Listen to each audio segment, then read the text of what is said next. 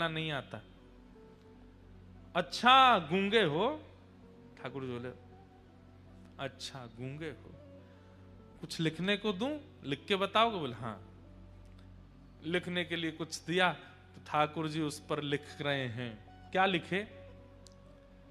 बोले आपके पति जो हैं उनका मैं सेठ हूं,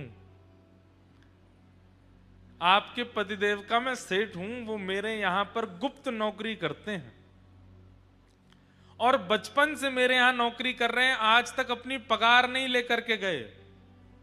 आज मुझे कैसे भी करके पता चला कि उनको धन की बड़ी आवश्यकता है, तो 12 वर्ष की आयु से लेकर के 41 वर्ष की आयु तक उन्होंने जितना भी मेरे यहां कार्य किया उसकी जो पगार होनी चाहिए वो सब लेकर के आया हूं, आपके द्वार पर रख करके जा रहा हूं, उनको दे दीजिएगा। ऐसा कह करके लिख करके उसको पकड़ा दिया। अब वो पढ़ने लगी, पढ़ते पढ़ते पढ़ते अंत में सोच भी रही है इतने छोटे से सेठ जी हमारे पतिदेव के। जैसे देखा तो डलिया रखी है, ठाकुर जी तो अंतर ध्यान हो गए वहां से।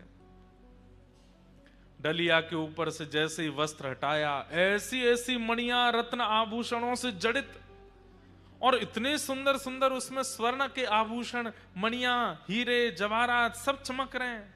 अरे काशी के नरेश के पास भी इतनी संपत्ति नहीं होगी जितनी संपत्ति और बहुमूल्य मणियों को देख करके वो बालक गए।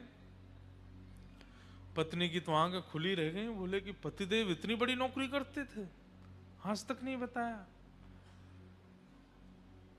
डलिया उठाने लगी तो उठी नहीं, बच्चों को बुलाया, 3-4 बच्चे स्वयं लगे तो जैसे तैसे खिसका के भीतर लाए।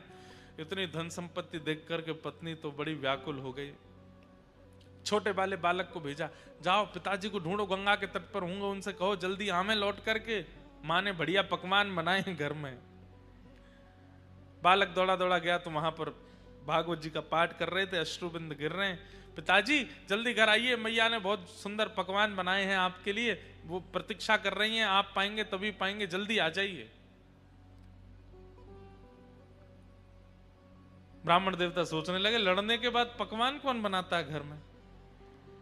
हमको घर से निकाल दिया, इतना सब कुछ बड़ा बुरा बोल दिया, और सुबह संतों को पवाने के लिए एक फूटी कौड़ी नहीं थी, अब पकवान बनाए हैं।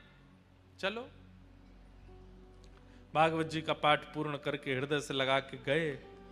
लौट करके घर जैसे ही आए, द्वार खटखटाया, इतने में तो पत्नी उसमें से कुछ स्वर्ण लेकर के बढ़िया साड़ी आड़ी खरीद के बढ़िया सुंदर तैयारियां करके आ चुकी है घर पर।